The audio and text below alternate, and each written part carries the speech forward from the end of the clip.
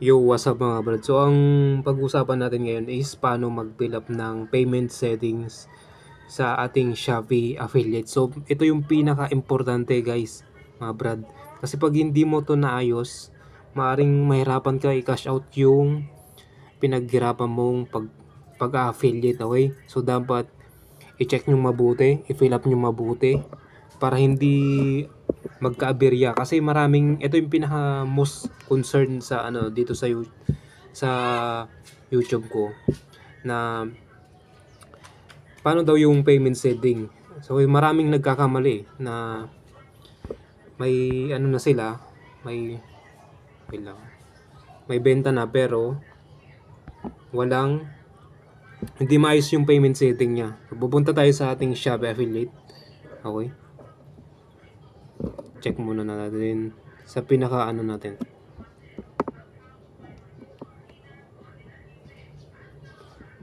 Okay, kung nandito na tayo sa ating account, punta tayo sa Me. Yan, Me.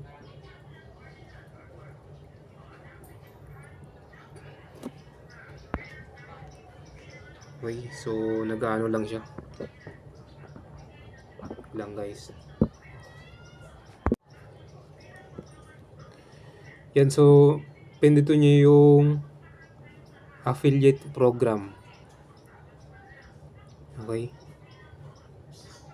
Then scroll down. Scroll down nyo lang. Yung account. Tapos ito yung settings yan sa right side. Yan So ito yung pipindutin nyo. Payment setting. Ayan Ito may in-screenshot na ako dito kasi napilap ko na yon. So ang lalabas dyan sa unang ano nyo, yung mga naka-asterisk na red. So naka-asterisk lahat yun ng red. Yan, yan, yan. So ang lalagay nyo dito na account, ang una dito is beneficiary info. Okay? So ang pinili kasi natin yung local individual. Okay? So pag may business kayo, okay, kung may business kayo is local enterprise. Pag international naman, ilalagay nyo lang yung overseas dyan. Then, meron din overseas. Basta pag local, ating sa Pinas, yung pang ilagay nyo. Okay? Pag nasa abroad naman kayo, overseas or international. Dito naman susunod is beneficiary full name. Yung name nyo. Okay? Dapat hindi wrong spelling. Dapat tama yung spelling ng pangalan nyo. Dito. Beneficiary full name. Susunod naman dito is beneficiary phone number. Ito yung pinaka-active na number nyo. Okay? So, hinaid ko na kasi account ko to eh.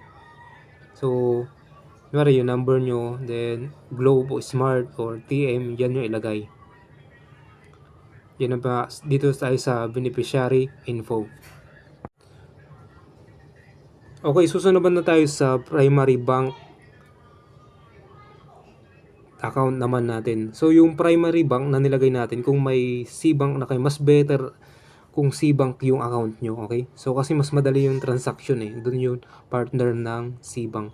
Kung wala naman kayong C-Bank, okay lang naman. Pero kung mas better, meron kayong C-Bank account, okay? Ito yung C-Bank account, lagay nyo yung name, operation, tapos yung bank branch Philippines. Okay? Bank branch Philippines. Ang nalagay ko din dito, bank address Philippines. Okay, so yung bank name, yung name nyo din lang. Then yung dapat kumpleto yan. Then basta hindi siya wrong spelling para mag-appear siya sa ano. Para hindi kayo magka-problema. Then meron naman dito yung bank account number. Makikita nyo yan sa sa right.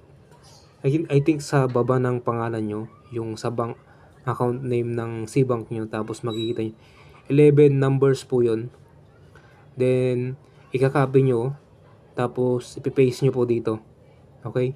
Pag meron na po kayong C-Bank account. Tapos yung proof bank account ownership. Ayan So yung proof bank account ownership, screenshot nyo po yun, yung makikita nyo yung name nyo, then yung account name dito. So hinide ko lang po yan kasi account ko nga to. Then i-upload nyo dito sa payment setting ni Shopee Affiliate. Okay, so ito naman yung pinaka tax info natin, yung pinaka last. Okay. So sa basic documents, kung meron naman kayong business, pwede nyo kayong ilagay ng yes. So pwedeng yes yan or no. Kung wala naman kayong business, so no ang lalagay nyo. Tapos yung beneficiary permanent address, ito yung dapat parehas sa primary account nyo, parang sa Cbank. Ang Cbank kasi, tapos dito dapat magkaparehas, okay? Para hindi kayo magka-problema. Kung ano yung nilagay nyo sa Cbank address nyo, dapat dito din ang nilagay nyo sa beneficiary account address nyo. Okay? Then dito rin sa dalawa po yung kailangang ID dito. Yung TIN, tsaka yung itong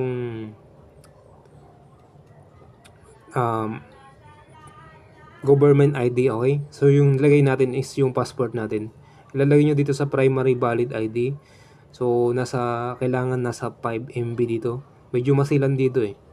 Kailangan crop nyo lang siya. Kung malaki, then pag maliit naman, kung ayaw tanggapin, i-crop nyo ulit, then picture, take lang hanggang ma-approve ni Shopee Affiliate. Shopee. Okay.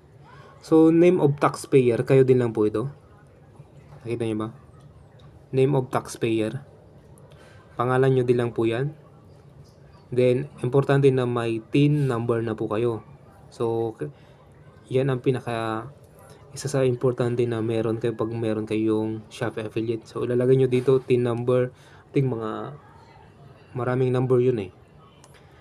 Then sa non-VAT evaluation, non-VAT yung tax natin is non-VAT-able. Okay? So yun lang. So fill up nyo mabuti. Okay? So before nyo proceed, i-end, kailangan nyo i-check mabuti. Okay? Kasi pag once na nagkamali yung isa dyan, maiipon naman yung yung pinaghirapan yung pero yun nga lang, matagal kasi maraming error. Mali yung address, mali yung primary account, okay? Kailangan magkatugma lahat. Dahil i-check yan ni Shopee. Then once siguro think mga 1 to 2 weeks yung hihintayin po natin. Kasi noon nung pag-fill up po kasi namin 1 to 2 weeks siya bago na-approve. So yun lang. So ulit-ulitin nyo lang to para makuha nyo. Then double check nyo before nyo i-submit. So yun lang. Thank you.